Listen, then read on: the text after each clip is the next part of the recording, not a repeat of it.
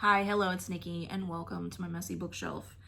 I did a terrible job towards the end of the book with checking in, and what you will see in the next couple of clips is my very incoherent thoughts when I finally did check in and losing the ability to speak, and then that will be followed by my final thoughts on this book. But here we go. So somehow, since yesterday when I filmed my last update, we are now 20 more chapters in, and I am now at chapter 103.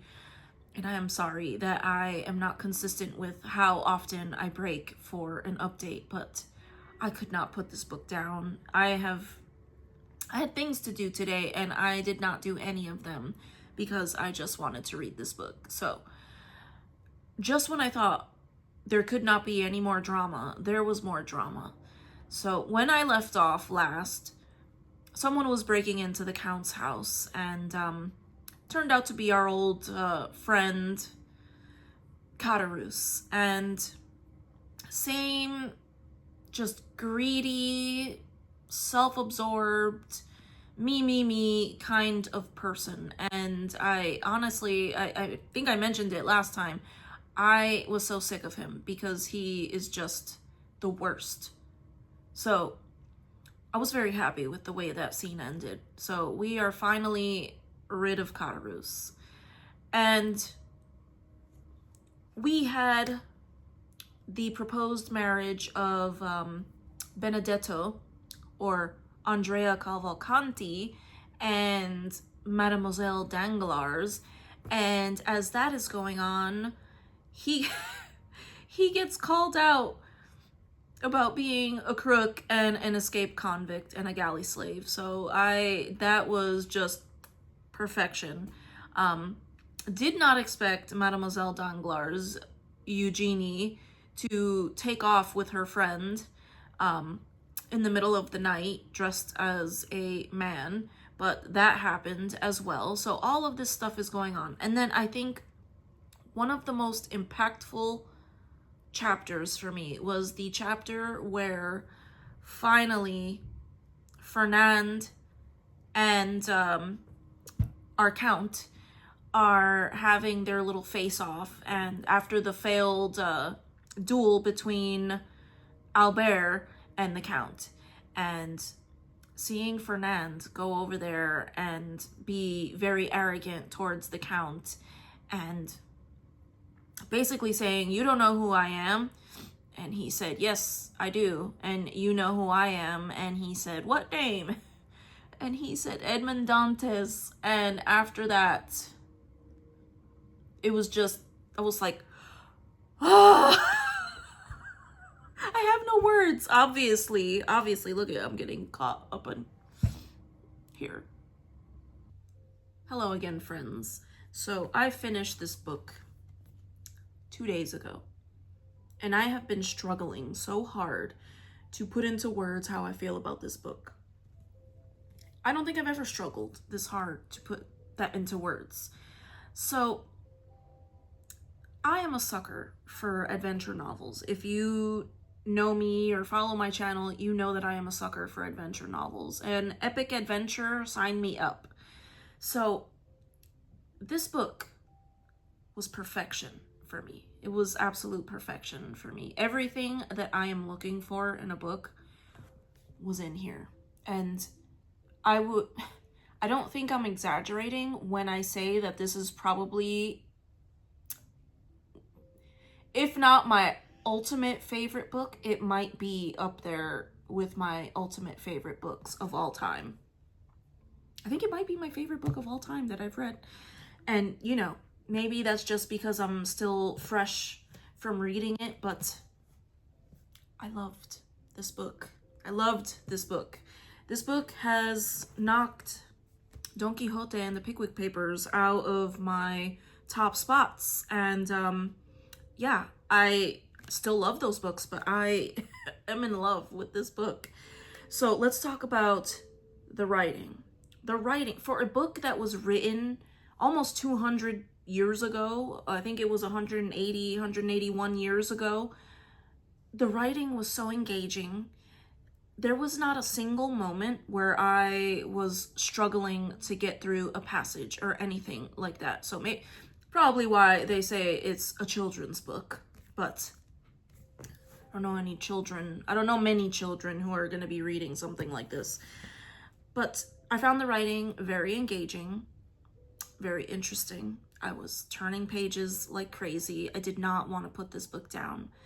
The characters, I thought that Dumas did an excellent job making the Count very full of depth, and I had a lot of affection for many of the characters, and I really despised the characters I was supposed to despise. So I thought that the characters were very well done. I mean, there were some very flat characters in the background, but they didn't really matter. The Count himself was so multifaceted. He was like an onion. He was like an onion because there were so many different layers to who he was as a character, and I loved it. I loved the character of Albert. I loved the character of the Abbé in the beginning. Morel, Senior and Junior, I loved them. The pacing, I thought the pacing was just perfect. This book, and now I understand why so many people say this is one of the best books they've ever read, and you don't typically see that with a book this ginormous, and that's because the pacing was so quick and just the perfection, words, struggling with words again, just like I was in my last clip. The plot, I mean, it was an epic, grand adventure. We had everything that I could possibly want in a book. I mean, we had love, we had revenge, we had abuse of power, we had wrongful imprisonment, we had adventure on the high seas, we had hope. Oh, it was just so good. It was so good. So where I left off, I think in my last clip, Dantes was having his showdown with Fernand, and I could barely speak after that section. Then we went on to his showdown. It took a little while, but with Villefort, and I found that to be just crazy. And there was a point where I started wondering, is he going too far with this revenge? Because I did like a lot of the younger generation.